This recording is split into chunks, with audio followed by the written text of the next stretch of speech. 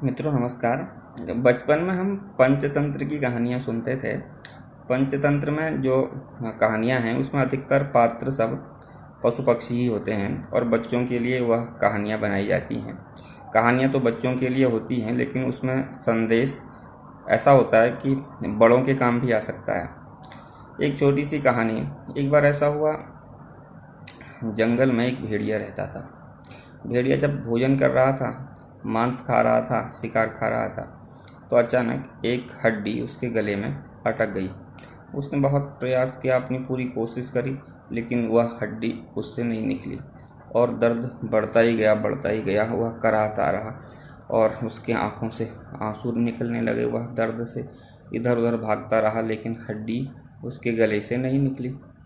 तो उसे उस दर्द से छुटकारा पाने का एक आइडिया दिमाग में आया। उसने सोचा कि नदी के किनारे जो सारस है, जिसकी गर्दन बहुत लंबी होती है, उस पक्षी के पास जाया जाए और उससे सहायता ली जाए।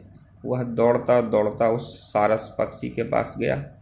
सारस पक्षी से उसने विनती करी, प्रार्थना करी, मैं बहुत परेशान हूँ, मेरे गले में बहुत दर्द है, एक हड्डी इस गले में फंस गई है।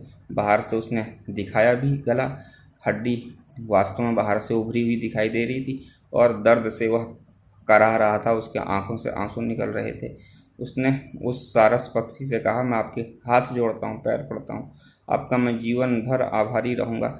आप जो भी इनाम मांगोगे वह इनाम मैं देने को तैयार हूँ। आपका मुंह मांगा इनाम मैं दूंगा।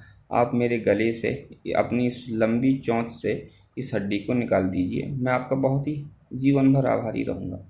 जब वह बहुत ही विनती करने लगा और उसकी बहुत ही दयनीय स्थिति सारस ने देखी, तो उसने कहा, ठीक है, फिर मैं प्रयास करता हूँ।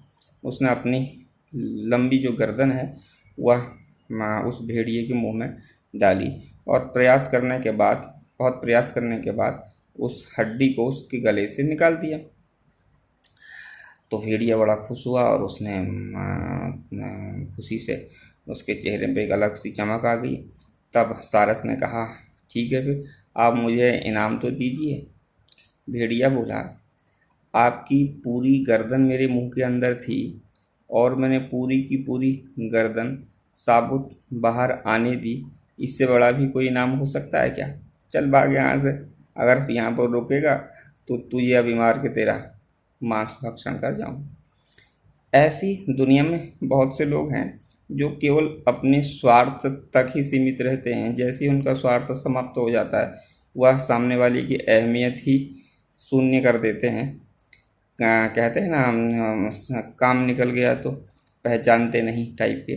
ऐसे लोगों से, ऐसे समाज से हमें से बचकर रहना चाहिए।